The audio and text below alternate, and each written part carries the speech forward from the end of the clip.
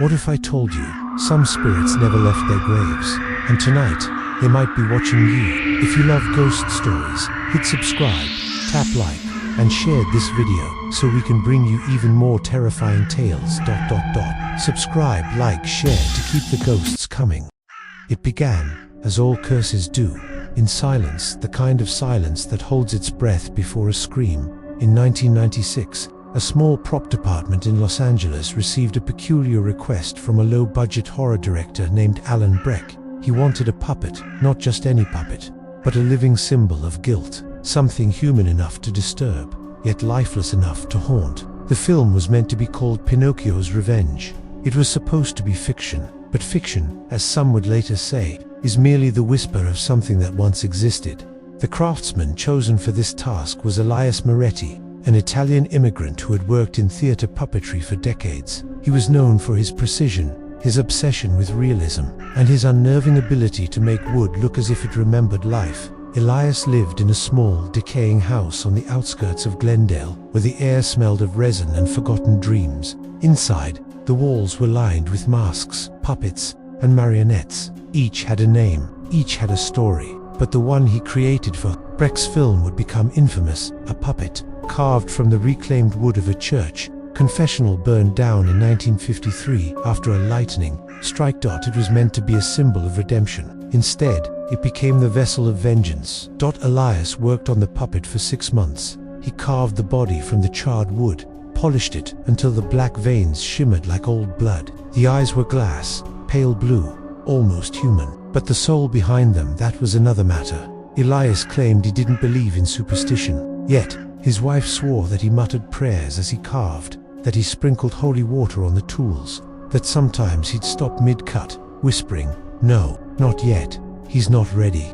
By the time he finished, Elias had changed. His once steady hands trembled. His eyes looked hollow, as if something had been taken from him. On the night he delivered the puppet to the studio, he left a note on his workbench. It read, "Don't let him near mirrors. Don't speak his name after midnight. Don't burn him. Fire remembers." No one took it seriously. The film Pinocchio's Revenge was released quietly, lost among other 90s horror flicks. But strange things began happening on set. Lights flickered even when generators were off. Sound techs complained of hearing wooden creaks during silent takes. Actors swore the puppet's head would turn on its own between scenes. One assistant claimed she saw it blink. When the film wrapped, production ended abruptly. Alan Breck refused to keep the prop. He claimed he dreamt every night of wooden fingers crawling up his throat. The studio tried to store the puppet, but strange accidents kept happening. A fire broke out, burning half the archive. Somehow, the Pinocchio doll survived untouched, though the box around it turned to ash. They sent it to a prop auction years later, where it was purchased by a collector named Martha Kellner, a retired teacher from Vermont. She adored antique toys and horror memorabilia. When she opened the crate, she found a layer of soot, and beneath it, the doll. Its face, though carved decades ago, looked unnervingly fresh. Its lips parted slightly, as if about to whisper. Martha placed it in her study, unaware that by doing so, she had invited the ghost of Elias Moretti and something darker that had attached itself to his creation. The first night, the air in the room thickened, clocks slowed, the air conditioner hummed low like a sigh. Martha awoke to the sound of soft tapping wood against glass. When she checked the study, the puppet was sitting on her desk, its head tilted toward the window. She assumed she'd left it that way, but by the third night, it had moved again. This time it was facing her chair. Her cat, Luna, refused to enter the room. By the end of the week, the study door creaked open every night at precisely 3:15 a.m. Martha began locking it, but the key would turn itself, softly, from the inside. She started having dreams of a man whispering in Italian, "Il legno recorda." The wood listens. The wood remembers. She woke one night to find her radio turning on by itself, playing faint recordings of children laughing, except she hadn't owned any tapes. She called a repairman, but he found nothing wrong. "Maybe it's interference," he suggested. Interference. Yes. But with what? 2 months later, Martha's niece Claire visited from Boston, a journalist with an eye for oddities. Claire loved the doll immediately until she touched it. Its wooden surface was cold. too cold for room temperature. She felt something pulse under the surface, like faint heartbeat vibrations. "Where did you get this?" she asked. But Martha told her the story, the film, the craftsman, the warning note.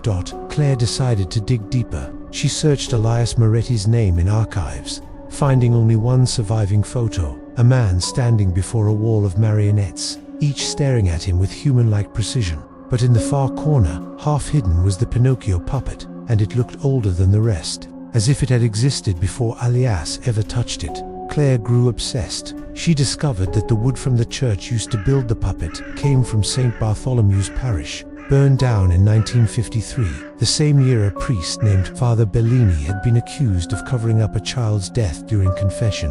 Locals claimed that before the fire, the priest had locked himself in the confessional, whispering prayers until the flames took him. His last words, purportedly, were, "May my sins live in the wood that condemned me." The wood that condemned me. Claire realized what Elias had unknowingly carved into shape, the embodiment of sin itself. After that revelation, the activity intensified. The house moaned at night. Wooden creaks echoed even when no one walked. Martha began to hear faint giggles from the study children's voices, distorted, layered, as if coming from inside the doll. Claire set up a camera one night. What she captured was brief, but horrifying. At 3:15 a.m., the doll's head turned toward the lens. Its eyes flickered with light, as though reflecting a candle that wasn't there. The next morning, Martha's cat was found dead under the desk. The vet said it was as if it had died from fear. Claire begged her aunt to get rid of it, but Martha refused. "It's just wood," she said. "It can't hurt anyone." That night, the study door burst open on its own. The lights went out, and from the darkness came a sound, a creak, a breath, a word. "Liar!" Martha screamed. When Claire reached her, the doll was sitting on the floor, its head tilted, its mouth open wide, too wide, as if the wood itself had split to form a grin. The next morning, Martha packed the doll into a box and locked it in the basement. She never touched it again, but the whispers didn't stop. They came from the walls, from the vents, from the pipes. Sometimes they took on Elias's voice. Other times they sounded like children crying for forgiveness. And once, just once, Claire swore she heard the puppet speak through the floorboards. "Every lie has a maker. Every truth has a ghost." That line would haunt her forever. By winter, Martha's health declined. She became frail, paranoid, muttering about splinters crawling under her skin. On Christmas Eve, she vanished. Police found no trace except for one thing: the basement door, wide open, and on the floor, a single wooden finger from the Pinocchio doll. But the doll itself was gone. Months later, a collector in Louisiana listed a hand-carved puppet of unknown origin on an online auction.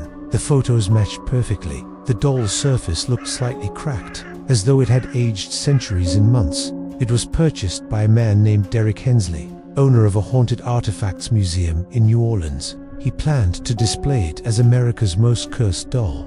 But from the moment it arrived, employees began quitting. Security footage showed motion near the display case at night, shadows moving behind glass, faint reflections forming even when no one was there. Visitors complained of feeling watched. Children cried near the exhibit, and Derek, the curator, began hearing whispers whenever he locked up. "You made me lie. You made me burn. I only wanted to be real." The Pinocchio doll arrived in New Orleans, inside a weathered crate, wrapped in black velvet and straw. The shipping label had no return address, only a smudged fingerprint in dried resin. When Derek Hensley, the museum's curator, lifted the lid, the air changed. It wasn't temperature, it was weight. The room seemed to thicken, as if gravity had been turned up just slightly. Every sound dulled, every breath echoed. Inside lay the puppet, perfectly preserved, its joints smooth, its painted lips curved into a faint, knowing smile. "Looks like a piece of history," Derek murmured. But history, as it turned out, was still alive. Derek's museum was called the Sanctuary of Shadows, a dim labyrinth of cursed relics, exorcism tools, and haunted heirlooms. It sat on the edge of the French Quarter, surrounded by alleyways where jazz and whispers intertwined. He prided himself on keeping everything catalogued, blessed, and contained, until Pinocchio arrived. They placed the doll inside a glass case in the cursed toys section, between a ventriloquist dummy from 1923 and a porcelain clown that was said to cry blood once a year. The plaque read, "Pinocchio's Revenge, the doll that wouldn't die." recovered from multiple crime scenes across 2 decades. At first, it drew crowds. People took photos, joked nervously, and leaned close to the glass. But the laughter never lasted long. Security guards began reporting whispers after closing, faint, childlike murmurs echoing from the case. Visitors claimed they saw the puppet's head tilt when no one was looking, and one tourist swore she heard a small wooden knock from inside the glass. 3 days later, she was found in her hotel room, dead from what doctors called a sudden cardiac event. Her last voicemail to a friend said only, "It was staring at me. I think it followed me home." Derek didn't believe in ghosts. He believed in stories, the kind that sold tickets and made people shiver. But when the lights began flickering every night at 3:15 a.m., the same hour recorded in every documented haunting of the doll, he started to lose sleep. He began locking the exhibit room earlier, keeping the keys in his office. But one morning, he found the door open, the glass case fogged from the inside, and on the inside of the glass, written in condensation, were 3 words: "No strings left." His first thought was vandalism, his second was denial, but his third, the one he didn't want to admit, was fear. He asked his assistant, Leah, to check the footage from the night before. What they saw silenced them both. At 3:15 a.m., the camera flickered once, then the puppet moved. Its arm lifted slowly, deliberately, until it rested against the glass. The fog appeared seconds later, spelling the words from inside. Then, in the reflection of the glass, just behind the puppet's head, stood a shadow, a man's silhouette with hollow eyes. Derek turned off the monitor. That night, Leah quit. Hauntings, true hauntings, are not random. They are conversations unfinished. When the dead are not done speaking, they find something that will listen. After Leah's departure, Derek brought in Father Jacob Lemaire, a local exorcist and scholar of religious artifacts. Father Jacob was a quiet man, cautious but not easily unnerved. When he first saw the doll, he didn't touch it. He simply stood there, watching. "The eyes," he said, "they don't belong to a puppet." He began researching Elias Moretti, the puppet's creator. The deeper he went, the darker it became. According to records from Glendale police, Elias had died mysteriously in 1997, only months after finishing the puppet. His wife was found unconscious beside him, claiming she'd heard wooden footsteps before he died. Father Jacob found something even stranger. The autopsy report noted wood fragments in Elias's throat, as though he had swallowed splinters while alive. "Possession," Jacob muttered, closing the file, but reversed. The maker was claimed by what he made. That night, Jacob performed a small blessing in the exhibit room. He sprinkled holy water around the glass, whispered Latin verses, and asked whatever lingered to leave. The water hissed on contact with the glass, like drops of acid. When he turned to go, he heard a sound behind him. A soft creak. He turned back. The puppet's mouth was open, wide, cracked, revealing something dark within. A voice, hoarse and ancient, emerged. He lied. He said I could be real. Jacob froze. The voice didn't come from the puppet's throat. It came from the wood itself, echoing like trapped air inside hollow timber. He whispered a prayer. The doll laughed, a dry, splintering sound. After that night, Father Jacob refused to return. Derek tried to seal the room again, but the lock no longer worked. Every time he checked, the keyhole was filled with fine sawdust. Sleep-deprived and desperate, he began documenting the phenomena. In his journal, dated April 14th, he wrote, "I hear tapping inside the walls. It moves from room to room. Sometimes I think I hear my name, not whispered, carved." The next day, the janitor found wooden splinters under Derek's desk, spelling out the letters DERICK. Weeks passed. The museum grew quieter. Derek started drinking to sleep, but every night, the same sound woke him, wood flexing, like breath drawn through splinters. One night, he rose, went downstairs, and stood before the glass case. The doll was gone. He felt cold, then panic. His eyes scanned the room. Nothing. Then a faint tap behind him. He turned slowly. There it was, sitting on his office chair. Its glass eyes stared straight at him, the head tilted, the mouth opened just enough to creak. "I told him not to burn me," it whispered. Derek stumbled back, knocking over a lamp. The bulb shattered, casting flickering light across the walls. For a moment, he saw something else reflected in the glass. The outline of a man, charred, smoking, standing behind the doll. The figure's face was half burned, his lips blackened, but his eyes gleamed like molten resin. and from his chest hung puppet strings, dangling and cut. Elias Moretti had come home. Derek fled the office and ran upstairs, slamming the door to the archives. But there, in the dark, every mirror in the room began to fog, one by one, as if someone were breathing from inside the glass dot. In each reflection, the puppet appeared behind him, closer every time. When he turned, nothing. When he looked back closer, he smashed one mirror, then another. But in the shards, a dozen faces stared back, not his, but Elias's, melting into the puppets. "You promised me truth," one voice said. "You made me lie," said another. "You burned me for being false," said a third. Then, in the reflection of the last mirror, Derek saw the wooden lips move. "I will be real through you." The glass shattered dot. From that night on, Derek changed. His skin grew pale, his movements stiff, his voice rasped like dry wood scraping against wood. Employees noticed his eyes. They looked glassy, reflective, almost varnished. He began spending long hours in the exhibit room, whispering to the empty glass case. When one guard confronted him, Derek turned slowly, smiled, and said, "He's teaching me how to speak without strings."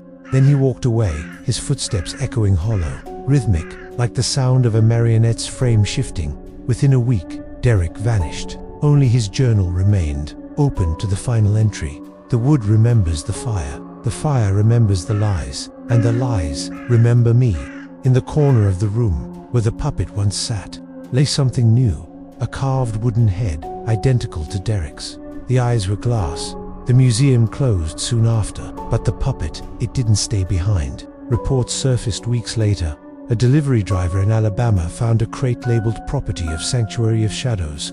It had no paperwork. Inside, wrapped in velvet, was the doll. He delivered it to the address, written faintly in pencil, "To the boy who still believes."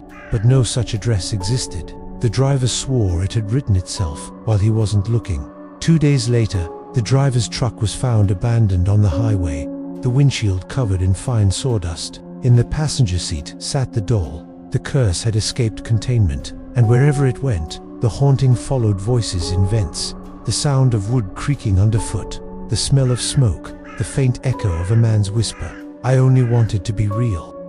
The doll resurfaced in Savannah, Georgia, during the humid months of summer. A traveling antiques dealer, Eleanor Hurst, found it sitting on the back porch of her shop one morning. No note, no sender, only a faint scent of burned cedar and a trail of sawdust that led nowhere. She thought it was a prank. She was wrong.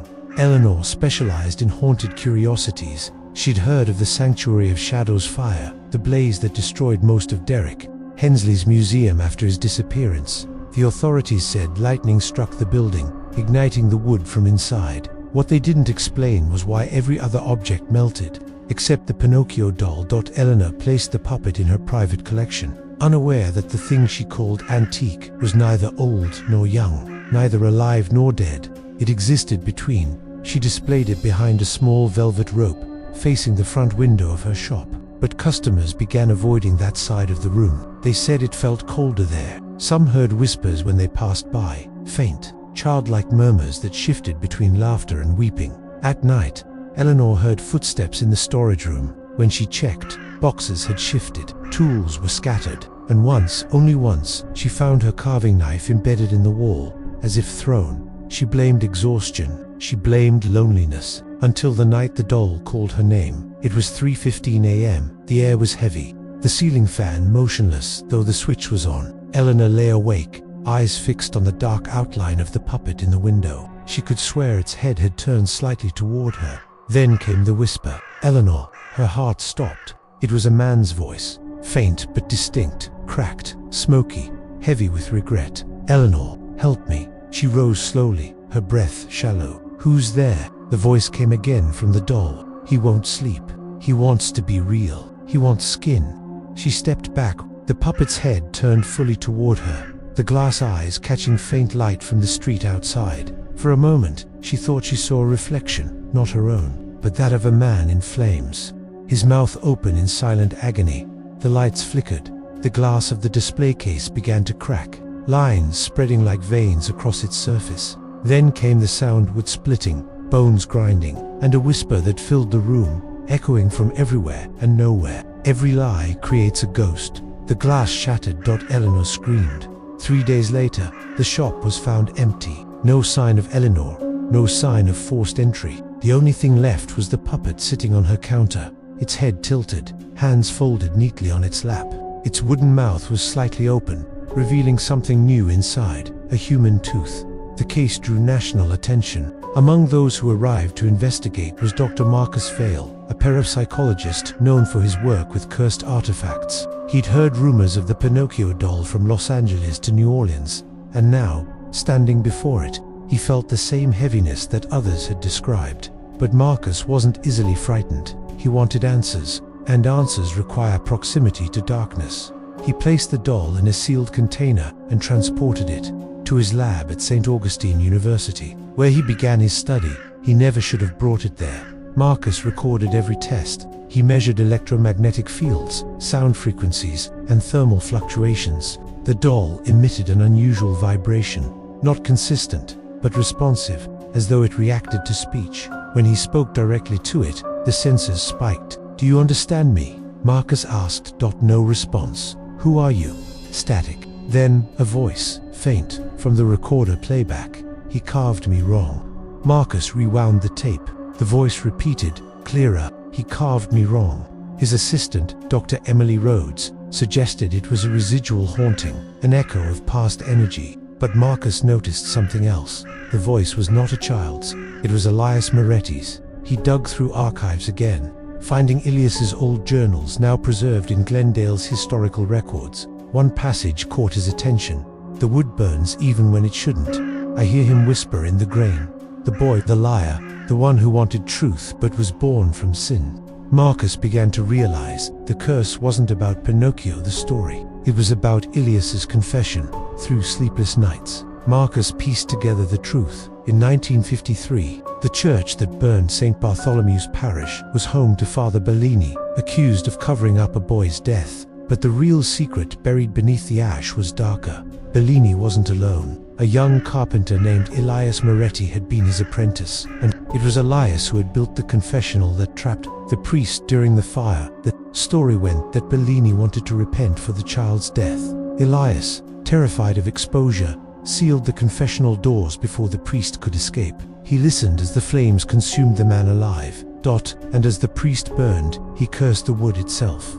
"Your lies will never die, Elias. They will speak through the timber. You will carve your own punishment."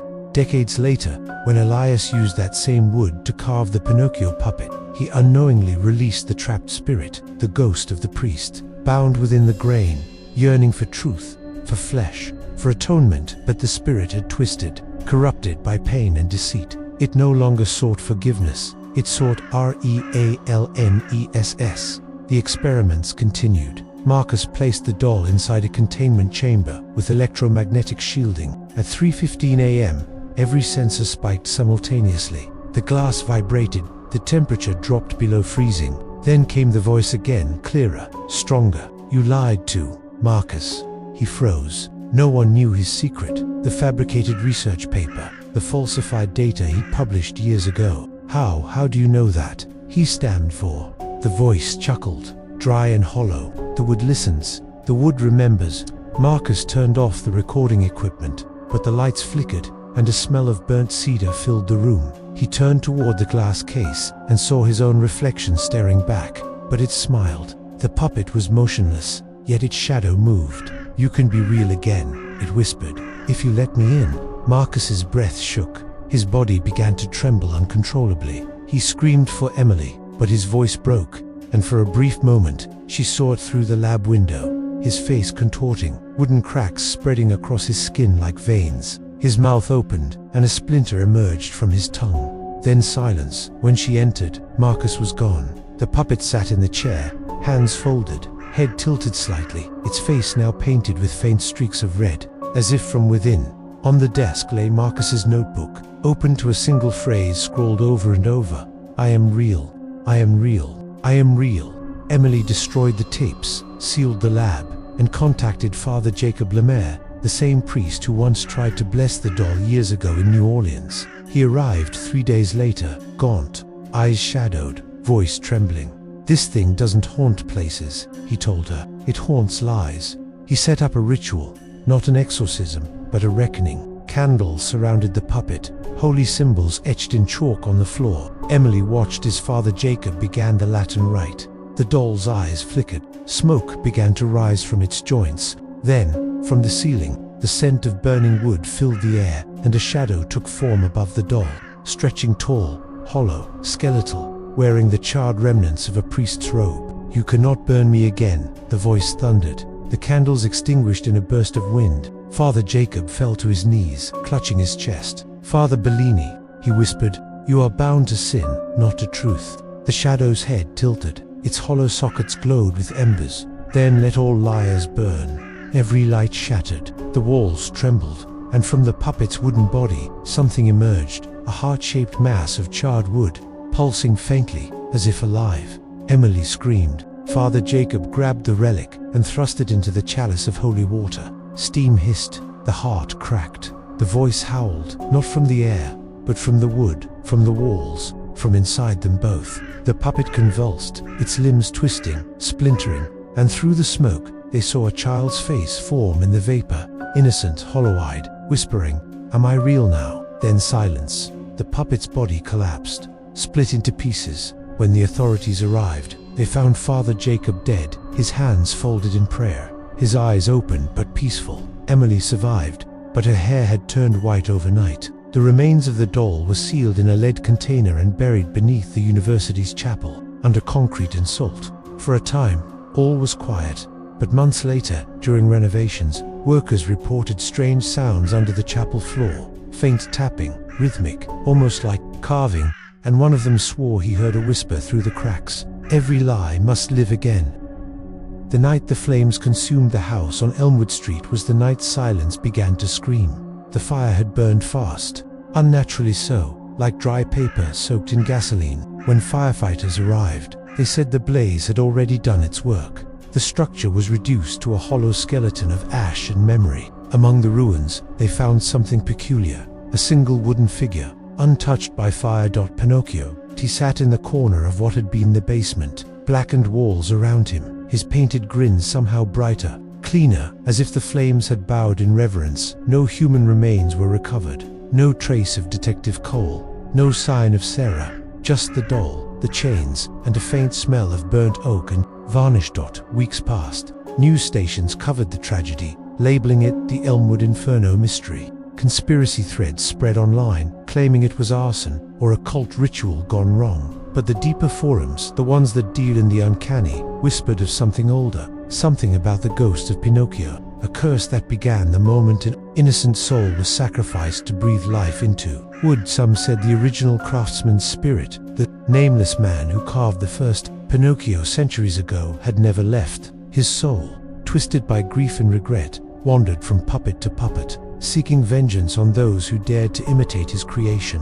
And when a child's soul, pure, untarnished, was bound to wood, it opened a door that could never be closed again. 3 months later, a package arrived at the storage facility in Denver. No return address, no sender information. It was labeled simply, "Evidence, Elmwood Fire." The clerk signed it in without question. Inside was the doll, the same one found unburned. A small tag was tied around its wrist. "For investigation and archival purposes, do not touch the strings." The tag was unsigned. The crate was sealed and placed deep in storage, shelf 47C, and that's where it remained until the night shift began to complain. At first, it was noises, the faint sound of wood creaking in the dark, chains clinking, then whispers, a child's voice, counting softly, 1, 2, 3. The night guard, Miguel, told his supervisor that sometimes he'd pass shelf 47C and swear he saw eyes move behind the crate's glass window. But the supervisor laughed it off, until Miguel didn't show up one morning when they reviewed the surveillance footage. What they saw chilled them to their bones. Miguel had been patrolling aisle 47. The timestamp showed 3:06 a.m. He paused near the shelf, flashlight flickering. He leaned close, examining the box. Then, he froze mid-motion as though something invisible had caught his attention. His lips moved, as if responding to a whisper. Then, slowly, he reached out and touched the strings hanging from the doll's wooden wrists. The moment his fingers brushed them, the lights cut out. When they flickered back on, the crate was empty. Miguel was gone. Only the faint sound of giggling remained, captured faintly in the audio feed. Like a child's voice in a tunnel. "Play with me, Miguel. You promised." After that, the footage was sealed. The case was classified under anomalous phenomena, federal containment. Rumor had it that the doll was transferred to a private research lab, the same facility that once held the Annabelle replica for cultural study, but no one could confirm where it went. Some say it's in a government vault in Nevada, labeled as Artifact 913, wooden sentience case. Others claim a collector of cursed items bought it through the black market, paying millions to own America's most haunted object. And then there are those who swear they've seen it again, in an antique shop in Maine, in a museum basement in San Francisco, in a child's bedroom in Louisiana. Always the same doll, always that same cracked smile, always the faint smell of burnt wood. Years later, in a quiet town outside Oregon, a family moved into a renovated home. The father, a carpenter by trade, found something peculiar in the attic while cleaning. A small box, sealed shut with wax, marked with an old Italian word, vivo, alive. He thought it was a keepsake, perhaps from the home's original owner, so he opened it. Inside, wrapped in a scorched piece of cloth, was a small wooden puppet. Its paint was faded, its strings were tangled, but the eyes, oh, those eyes, looked almost human. That night, his daughter woke to the sound of tapping, not from the window, but from inside her closet. "Daddy," she whispered, "he's moving." Her father entered the room half asleep, chuckling softly. "Who's moving, sweetheart?" "The puppet," she said, pointing, "the one who said he wants to be real again." They never found the family after that night. The house was left empty. Neighbors said they heard laughter echoing from inside, even when no one was home. A child's laughter, wooden, hollow, and wrong. And sometimes, on cold nights, people claim they see a small silhouette moving behind the curtains, strings glinting under the moonlight. A wooden boy dancing slowly, his head tilting toward the window as if watching, waiting for the next soul who believes. If you listen closely to a certain old recording, archived from the night of the Elmwood fire, you can still hear it, faint, almost hidden beneath static. A voice, not quite human, not quite spirit. "You wanted to make me real," it says. "Now you are part of me." Then, a crackling laugh. Then silence. And so the legend continues. The ghost of Pinocchio's revenge isn't just a haunted doll. It's a curse that travels through belief. Every time someone tells the story, imagines it, or dares to whisper its name, the thought gives it breath again. That's how it lives. Through fear, through memory, through us. So if you ever find a small wooden puppet with a smiling face and tangled strings, don't touch it. Don't speak to it, because it's not waiting for a child anymore. It's waiting for you. And when you hear that faint whisper in the dark, "Let's play," don't turn around, for by then, it's already too late.